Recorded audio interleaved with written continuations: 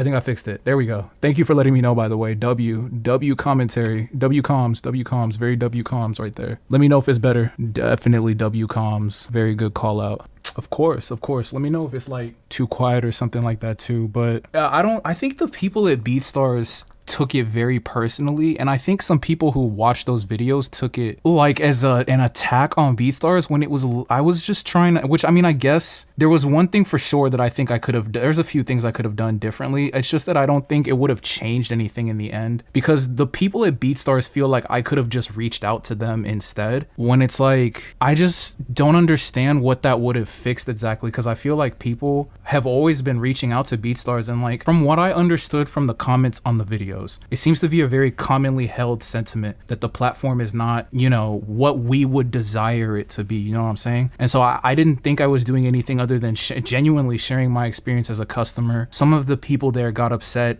because, and I guess I understand why, because I've had personal correspondence with them before. So I could understand why they would think, or I can understand them expecting me to come to them and have a personal conversation, but I guess I just wasn't thinking about it in that regard. What's up, Freak Alchemy? What's good? Yo, what's good, Eddie G? What's good? I gotta say what's up to everybody though. What's good, Amide? What's good, Poppy Karma? What's good with all of y'all? Yeah, that's what I'm saying. I mean, and I don't know, bro. The whole, I don't know, man. I think you got it pretty much perfectly, T-Sketch. I was just trying to voice my opinion, and the one thing I'll say is, and people were I saw Weaver Beats did a reaction to like the last video that I did. I didn't like watch the entire thing. It was kind of like hard for me to get through, honestly. I'm not always like a fan of his commentary on stuff, and then how much more when it's like on my stuff, but I did peep the comment section, and it was like, I guess he didn't cast me in the best light, because people were definitely getting their rocks off in terms of like letting, like just saying stuff they didn't like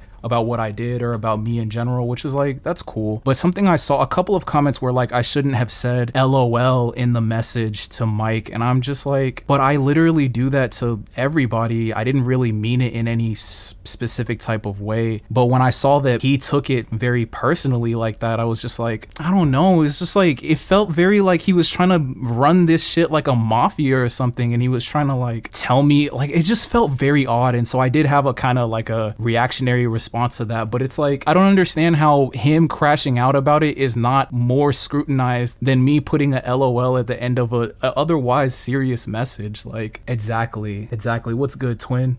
All I wanted was transparency, gang. Like, and at the end of the day, I think we have to understand that BeatStars, for one, does not owe us that. That's very real. They don't owe us the transparency. And also, it's still a good service. Like, don't get me wrong. Like, BeatStars, they have, you know, content ID, like the beat ID thing. They have publishing, which is separate, but they still have it right there in the studio. It's a very good like resource for just like aggregating, not aggregating. What's the correct word? For like basically structuring your transaction process, making it immediate. Like, there's a lot of upside to it. It's just like those very kind of important points that I was making in the video about, like, I guess it's not bots, so I don't know what it could be. They said it's not bots.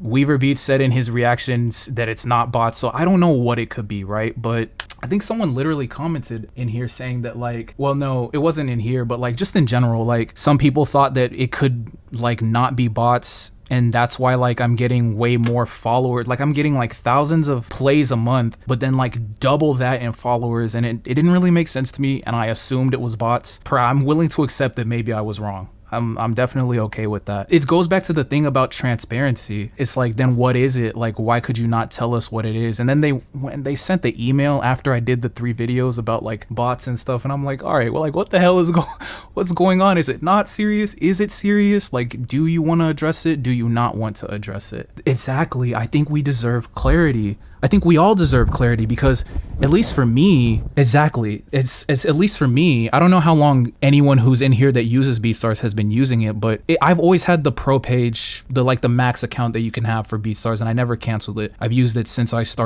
got my first, I literally sold my first beat from BeatStars for, I still remember the amount, $43.29 since 2020 for you. So 2020, there's 12 months in a year, 12 times 20 is, what, 240 times 4 years, because 2025 is just getting started. So that's almost $1,000. It's like just shy, like $40 shy of $1,000 basically. So $960. I can understand why like the people who work at BeatStars and get paid from BeatStars will be like, that's not that much money for you to be complaining about. But like, okay, like if someone has paid you close to $1,000 for a subscription service and they're expecting a certain treatment, a certain quality, you know, like I don't think it's wrong. I don't think they're doing anything wrong if they want to voice out that like they're disappointed in the service. Like they've paid enough into it, I would think, to be like, okay, here's some things I don't like. What can we do to make it better? And honestly, I did actually, and for me, I've been paying for BeatStars since a little longer than that, since 2018, I think,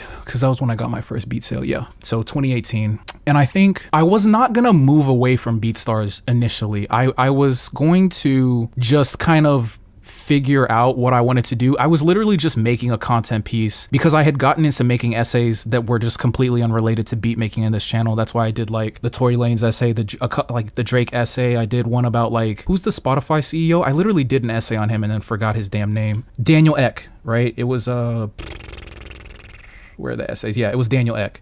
I did like, so this was like, that was just all part of like essays that I was doing and shit on my channel. And I didn't realize that it would get the kind of reaction it did specifically from the people at BeatStars. And that's what made me be like, all right, well then I kind of don't want to use it anymore. If this is how you're going to respond to a long-term customer who they've literally, we've done partnerships where I promote BeatStars and where like we work together. Like I did the thing when they had the fucking affiliate program where like I had a code, I could like I could get people to sign up for BeatStars and then I would get like a percentage of the subscription, which by the way, something very interesting that they did with that was that they eventually cut that program, but like all those members of BeatStars are still members of BeatStars. There's like gotta be hundreds of thousands of members added to BeatStars through that program, if not outright, like maybe, I don't know how many users are on BeatStars, but it had to be a lot because everybody had that code at one point, had that like affiliate program that was like at least had some kind of traction on social media or BeatStars, and then they just completely cut that program like out of nowhere. So that was interesting as well. But I was a part of all of that. I was a part of like the publishing launch and we did a bunch of promotional ads. I've been on their podcast. So it's like I didn't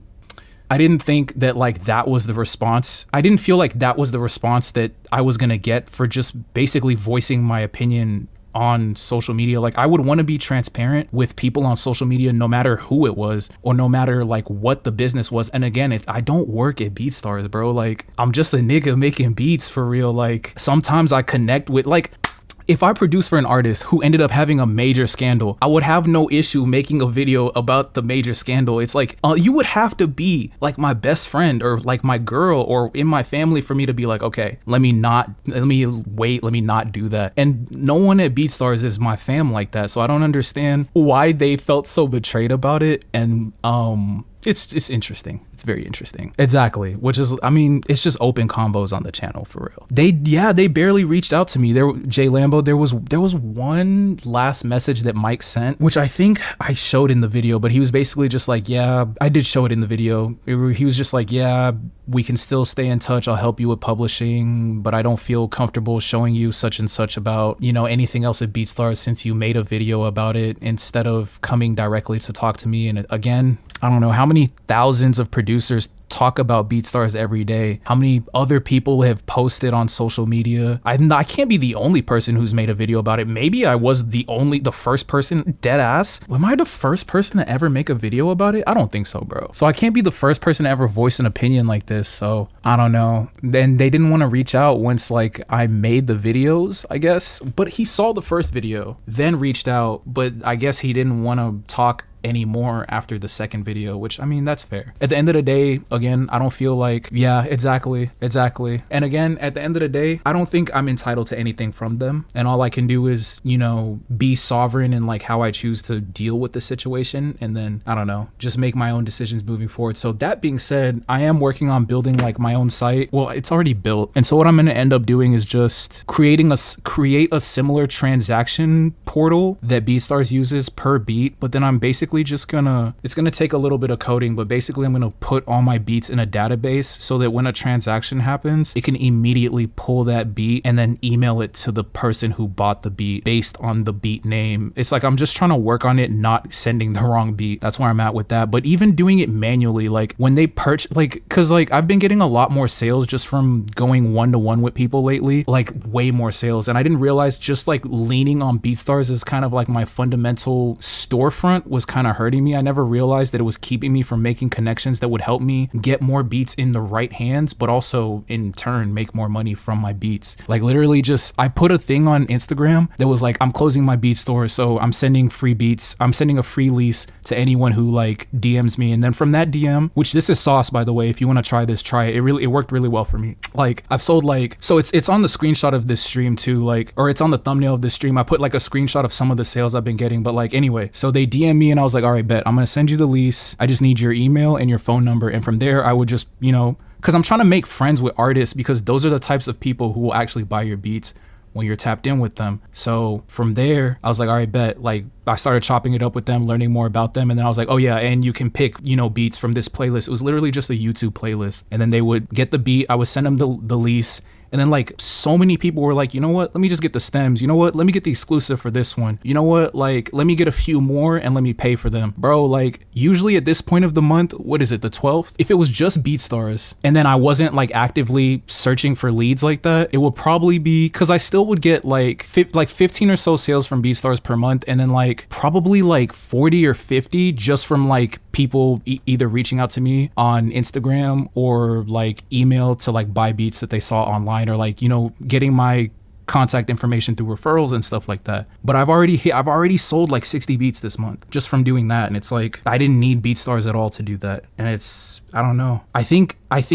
I overestimated how valuable their infrastructure was to my entire like system. So that's kind of where I'm at with it. Yeah, exactly. I think that's all it is. And so I feel a little, thank you. I feel a little, but that's like literally anybody can do that. Is the thing. Like if you're already getting downloads on your beat store, any beat store for that matter, if you already have artists following you, like you literally already have like the perfect setup. Your beat store is just like it's like a linchpin. Is that what it is? No, that's the wrong word. It's just like, it's a tool for you to basically convert the sale, and it kind of like reduces a little bit of friction. And again, the marketplace can be helpful, but that's where a lot of my critique was with BeatStars, is because if one of your major selling points is the marketplace, that's, in my opinion, very bad business on their part, because the marketplace is hilariously bad, from the advertising to the bots that aren't bots, whatever that situation is, to the favoritism, and gotta be at least some nepotism in there. It's just like, I don't know. And it's so, I don't know if it's like that on every other beat store, but it's so pronounced on BeatStars. And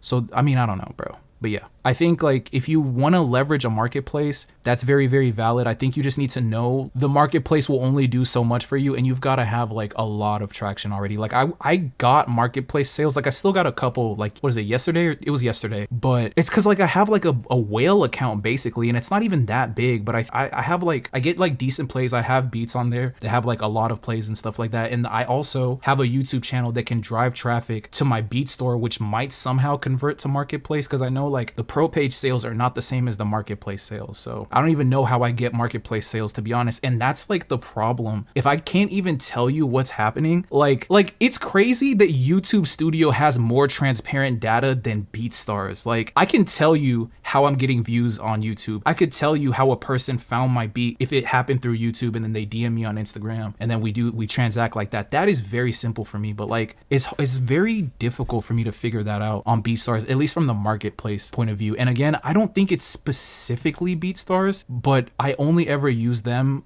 I don't understand how the marketplaces would be different on other beat stores, but again, for them to be the biggest one and for the issue to be so pronounced, that is concerning to me. Can I recommend? Yes. So from what I've heard, oh, that's the other thing, dude. So many beat stores, I won't tell you which ones, but basically all of them except one What's good, Doc? Basically, all of them, Bandcamp. Yeah, if you want to, hard mode, nightmare mode it, Bandcamp, because there's a lot of asymmetrical risk, or it's a very, how can I say this? It's a good asymmetrical gamble for you to do Bandcamp, because if you set up a good system, you get the highest payout. And I think they also have like a good SEO. What is it? Bandcamp has SEO, right? Where you can like rank and stuff like that, if I'm not mistaken. So Bandcamp is like ultimately what I'm going to do in terms of like selling music and albums, and I might put some beats on there eventually. But yeah, basically every beat store reached out to me once I made that video about BeatStars, the videos, except like one, to like do sponsorships and like affiliate programs. They were offering me like money to like basically shill their beat stores on you guys, and I declined because we would just end up here again anyways. But if I could make a recommendation, Soundy has really good credence from what I've observed and from what I've heard. And then Track Train just seems like super, just like straightforward in terms of like a platform and as a service. It's like, here's what you're paying for, here's what you're getting. There's no like gimmicks or anything like that. Airbit, how can I say this? I don't know much about Airbit is what I'll say about that, but I think they have a lot of like the same things that BeatStars tries to do. They seem to be trying to copy BeatStars a little bit. That's kind of like my assessment of Airbit. They have like the content ID stuff, and like I think they're doing publishing now. And it's like that's usually gonna scare me away from a beat store. That's usually gonna be like the thing that scares me away from beat stores these days. Like if I was ever gonna go back to a beat store, I would avoid anyone who was like, we've got content ID, we've got this, we've got that, we've got publishing. It's like I kind of just want a solid beat store that, helps me get good transactions. And if there's a bonus of like a good marketplace that is fair, that is perfect. That's literally all I want from a service like that.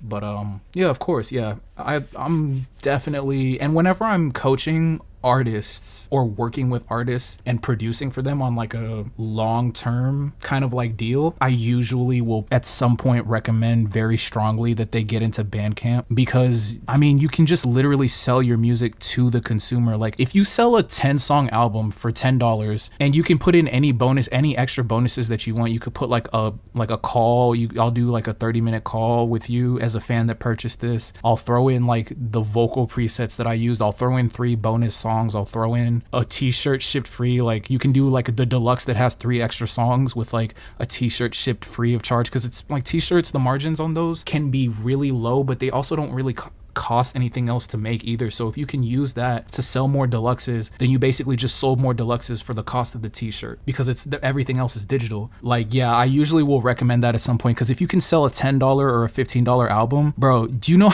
and I make a decent amount of bread from DistroKid too, just from like the songs I have out on my like beats that I have out on my Spotify, and then also like all the songs that I've done with artists that I get like publishing from. But like still, like it takes a lot of effort from that to get $15 that you could get from just having one fan buy your deluxe because they like your music and because you positioned it as a good offer. You use Track Train. Do you fuck with it? Because I like, that's what I was saying. The ones that I would recommend, again, BeatStars, look, and don't get me wrong, it's still a quality service. No, it's a useful tool overall, and they do have some really good things about them. Again, love the publishing. The content ID is pretty solid, and Beat ID has been like good for me in the past. Like it's actually helped me do a lot. So it's not like I'm recommending against BeatStars, but the reason I'm recommending like Soundy and Track Train is because they seem just more straightforward and transparent in their dealings. And that's, yeah, if I could tell you what some of these other, and then there's some like obscure people who, again, I'm not gonna mention them, but if I could tell you what these boys was talking to me about in my DMs, bro, it's crazy. They were like, we'll give you this, we'll give you this much money, we'll give you this much cut on this if you like promote it here and do this. I was like, what the fuck?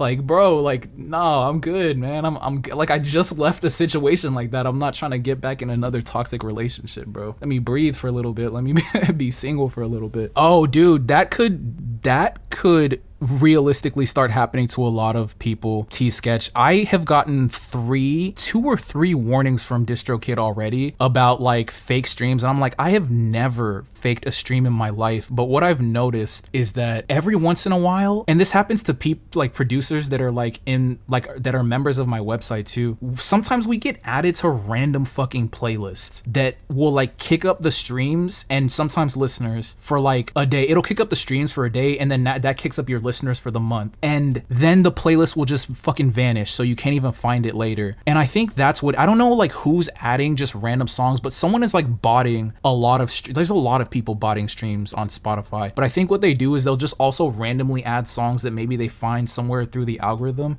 to kind of try to like legitimize the botting that they're doing. But it's funny because then DistroKid was like, can you provide a link to the playlist? And I was like, oh sure, I'll go fucking find it right now because it won't be difficult. The problem is when I went to go look for it, the playlist was gone. Whoever made it fucking deleted it because either Spotify already got rid of it or they deleted it so they could, at least, you can't really delete paper trail on the internet, but you know, cover their tracks a little bit. So no, there's something very goofy going on. And look, man, if we can't control what BeatStars is doing, good luck telling DistroKid, you know, that their service is bad. That's what I'm saying. Like a lot of these, I was having a conversation with my friend the other day. No, it was literally today. And we were talking about how companies are just dictatorships. Like capitalism just allows you to set up an entity that you can be a dictator of. The owner of the company or the board of directors or like the majority contributing patrons, which is like usually, what is it? The board of trustees or whatever. It's just a dictatorship run by those people because everyone is a part of the nation that is the business, right? But it doesn't matter how the consumer feels. It doesn't matter how the everyday employee feels, because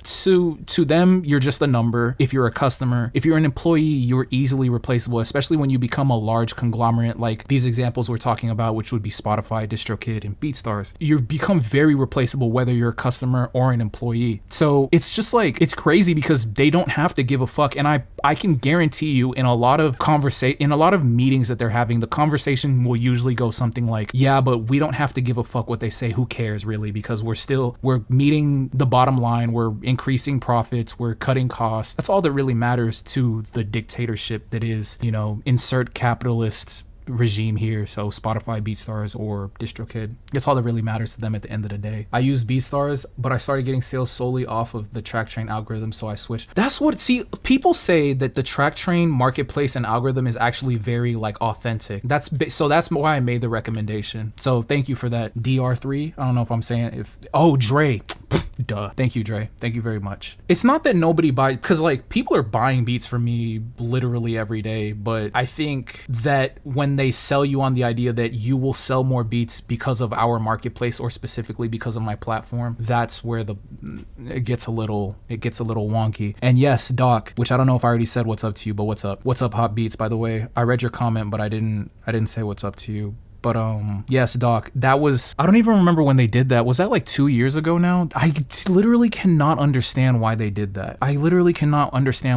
Because yeah, that cut my sales by like 30% or 40%. And I was just like, and it's not because Stripe is not trying to do partnerships, because the platform that I have my website hosted on literally connected with Stripe to streamline our payments. So it's not like Stripe is not willing to work with people. So I can't understand. I literally cannot, and maybe I'm just stupid.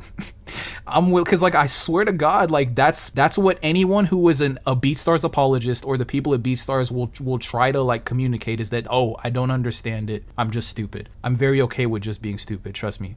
So maybe I'm stupid, but like, who were they trying to help by getting rid of Stripe? I literally forgot about that. I could have made a whole video about how utterly strange that was for them to do. There was no did they provide a reason for it? It was like the oddest thing. Like who are you helping by doing that? I don't know, bro. And it's like anytime I have like a transaction portal set up, my sales naturally will increase the more methods that like you allow people to pay with. So like when I added Apple Pay to my website, like I started getting more sales on like kits and memberships and stuff like that. When I added like Klarna, I started getting more sales. Like the more of those you have, the more sales you're going to be able to transact, because for whatever reason, sometimes they can't use cards, so they've got to use PayPal. Some countries don't have PayPal, so they've got to use a card. Some people, it's just easier for them to do it on Apple Pay, so that just makes it a more frictionless transaction.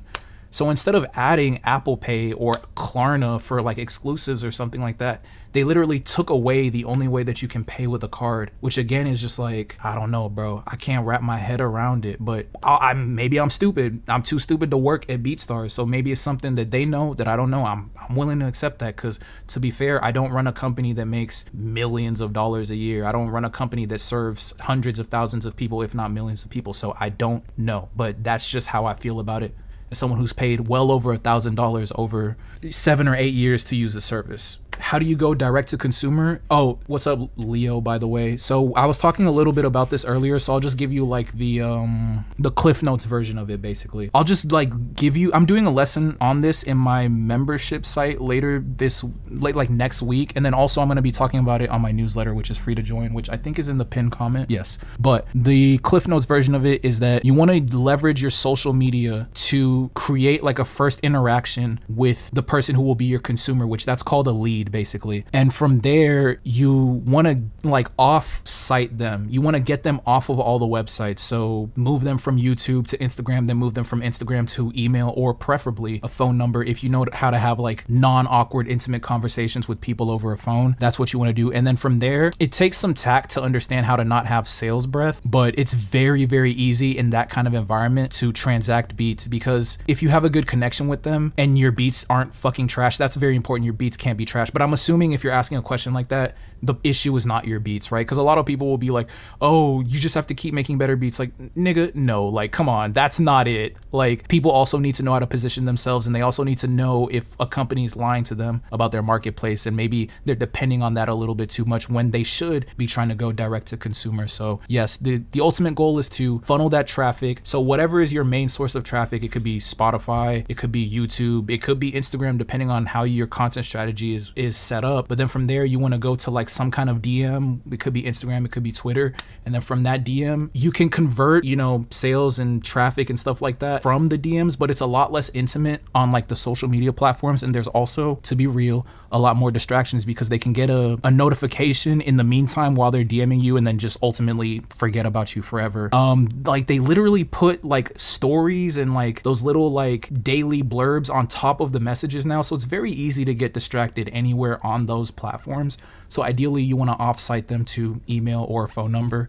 And then from there, it takes understanding the game a little bit. But honestly, you could be a complete doofus and a complete noob and be completely awkward. But if you're genuine, it will not be difficult to convert sales from that point. So assuming you know how to funnel it correctly and assuming your beats are not trash, that's pretty much how you go direct to consumer. And then from there, it's just scale and like kind of increasing your points of leverage. Of course, my pleasure. This has been, y'all are real cool, man. Thank you for pulling up to the stream today. We're going to be doing daily. We won't be talking about BeatStars every day, but I thought it would be like a good place to start, because like those were like the last essays that I did basically. And then like people had a lot of questions, and I feel like we've covered a lot of that in this conversation. And so like this will make like a really good clip that I can post, and I can like direct people to it when they ask questions, DM me and stuff like that. My beat style is so niche that it's hard to search for artists to fuck with. When you say niche, like how do you mean? Like give me an example of like what kind of music you make without posting a link, because I definitely understand that, because to an extent everyone is very, very niche unless you're just making like Lil Baby type beats, but that leads to incredible amounts of saturation. And also like it gets to the point where like people don't want to use it because it's so saturated. So even the artists will be like, I don't want to use that. It's like kind of what Lil Baby's dealing with it. Oh, okay. See, that's what I'm saying. So like a marketplace might not be the place for you, although I have seen like themed niche beats do really good, but only for like country, which is actually a very big genre. I've seen like country work really well, but if you're talking about something underground, I think it would be really good for you to go direct to consumer. So it takes a little bit more legwork with that. But if you can figure out, and there is a way to do this, it would be outside the scope of what we're talking about to like give you the actual play, but just to give you something to think about. If you can figure out how to start engaging with people on social media, that like artists specifically and producers, honestly, who make that kind of music, consume that kind of music, and perform that kind of music, that's step one, making connections with them and then having conversations with them. And then also when you post your music, figuring out ways that you can leverage the algorithm to the best of your ability, right? Because we don't really control that, but there is still something to be gained from knowing how to post your music correctly. So I wouldn't know specifically like what playlist to pitch to on Spotify when you do post your music on there, like your beats and your instrumentals and stuff like that, what types of producers you should collab with, what types of artists that you should get on your beats. And then I wouldn't know what keywords to use on YouTube, but if you can figure out how to leverage traffic on like your actual music and then leverage the traffic that you get from making connections on other social media platforms that aren't like specifically just about consuming the content, like the music and the video and stuff like that, that would be the best way. So that's, again, it's just going direct to consumer. And a beat store can help you with that, but you just have to understand that you don't want to depend on the marketplace. The marketplace can be valuable, and the marketplace has been valuable to me in the past, but it's not a good plan to be like, I'm going to depend on the marketplace. That's the only thing. Does it? I make 6ix9ine beats. That's interesting, but I'm sure there's definitely a market for like those hard, like bouncy, kind of like in your face type beats. Definitely. What's up, by the way, L King? Earl Grey says, of course, bro. No problem. Good question. Very, very good question. Every beat I have posted the past week has been a different niche. Does that mess up my flow in the algorithm? So if you're talking about YouTube, from what I've observed, yes. So for example, good question. The reason, well, like my channel won't be the best example, but like there was a reason, besides the fact that I like making these specific types of beats, there was something to be gained from posting specifically Jaden Smith type beats. And then like after a while, it was like Jaden Smith and also Travis Scott type beats. So those beats also got like good traction for me as well. And I still post in those types of styles sometimes, and honestly those would probably get more views than the styles that I'm on right now. But when you find a style that works, it's good to kind of be consistent with that specific style. So for me recently, it was like just Playboi Carti and like Kendrick Lamar, because that's just what I was listening to a lot, and so that's just like what I felt like making. And so those, out of all the stuff that I was posting, were getting like the most views, and so that's what worked for me.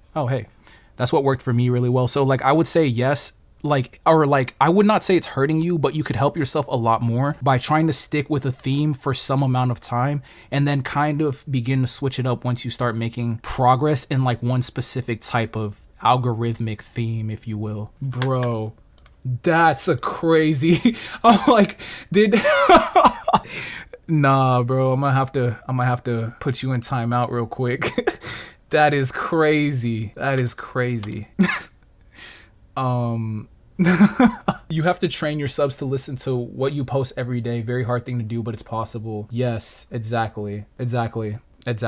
Like literally you nailed it. So that it gets to a point where like people will listen to whatever you post, but still, as with anything in art, honestly, like themes can be very helpful, even if it's just the theme for the season. Like if you do Travis Scott beats now, you don't have to do them forever. It's just like anything you can do to get people to be comfortable listening consistently will be helpful, and kind of like that rhythm of like, oh, okay, I'm expecting a Travis Scott beat from so-and-so today, and that's what we've been getting lately. And then you can go from like Travis Scott to Travis Scott X fucking Lil Baby, and then you do some of those, and then all of a sudden you can branch out to just Lil Baby beats, and then you do Lil Baby X Future, and you do some of those, and then all of a sudden you can do just Future beats. That's kind of how it worked for me. Like it was Kanye at first, then it was Kanye and Jaden Smith, then it was just Jaden Smith, then it was Jaden Smith and Travis Scott, then it was just Travis Scott, and that's just kind of how it goes. It just evolves as the themes evolve and stuff like that. But yeah, that comment was wild. That question was very good. Yeah. Even now, like I post a few Jaden Smith beats like a year that still end up doing like, it'll still usually do the most numbers, honestly. Like if you've ever heard one of my beats, it was probably a Jaden Smith type beat, like, which I just sold this for like a pretty penny. But yeah, it's usually gonna be like a Jaden Smith type beat. Or the Travis Scott ones did like pretty good too. But also that was when I was posting like beats like for real. And as you can see, the channel is definitely moving away from that. Of course, Earl Grey. Minecraft movie type beat. Nah, I don't know. I need to see that movie though. I feel like it'll be good. I've been seeing some like mixed reception from it, but we'll see, bro. We will see. There's like a bunch of movies I have to see.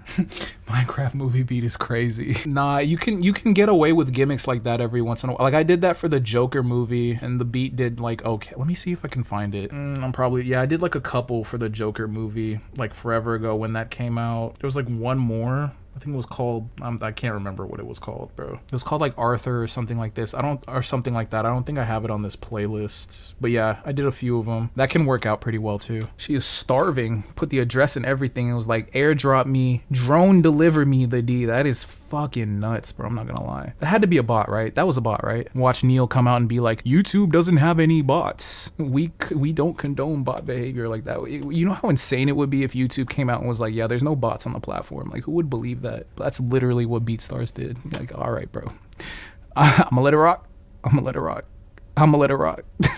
All right, so are there any more BeatStars questions or questions about beat selling in general? Because I do want to move on to a very interesting thing that I saw on YouTube the other day. Can you get paid to remix beats? Yes, but it would be outside the scope of what we're talking about to say how, but short answer is yes. What would be your top 3 current artists to make remixes to their songs?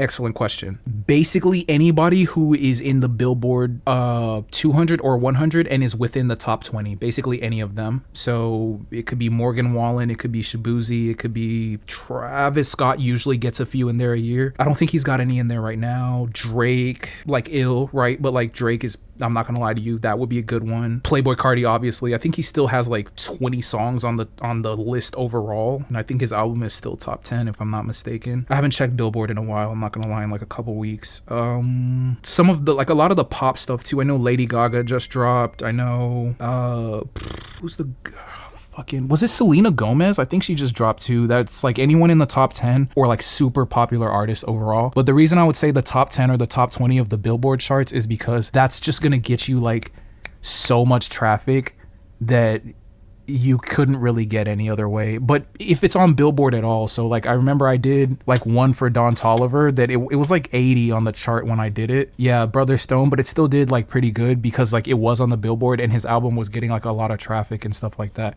And people still listen to that like every day and stuff like that. Thought bots, what is it? Bop bots? Like this shit is crazy. I kind of want to be like more like emailing and creating my own business with beat making tutorials and stuff like that. Should I remake another channel for that or keep the one I have now? Let me see. Let me look at your channel really quickly. No, I think you could keep the one you have now, honestly. Just like looking over it. Yeah, I think you can keep it. I think you could keep it, honestly. And that's a really good idea too. Or just like anything, like just make content, honestly, because no matter what the piece of content I've made on the internet, whether it was about beats or about like something I was just complaining about, like Daniel Ek or fucking Kanye or fucking Drake or fucking BeatStars, like it didn't matter. I always get like people emailing me or like messaging me on some app about, oh, I like the video, let's talk about such and such idea. So at the end of the day, like it's just a good, sorry about that. It's just like a good thing to do for your brand overall. Now, if you can have it be like thematically connected in some way, then that's always great. And then at some point you kind of grow to where you can do a lot more than just like what's, you know, your niche or theme. But yeah, just making content and then posting your music on that channel is like definitely a power move. I'm good off, yeah, that's what I don't know. I got grieved like crazy for talking shit about Drake. So I had to let it rock. And I mean, I don't know. Drake's cool, but I'm definitely cool off of Drake. I was talking to, nah, I'm gonna let it rock. But yeah, I'm good off Drake as well. Of course, my pleasure. Did you use any paid advertising for your website or beats on? No, I've never done paid ads.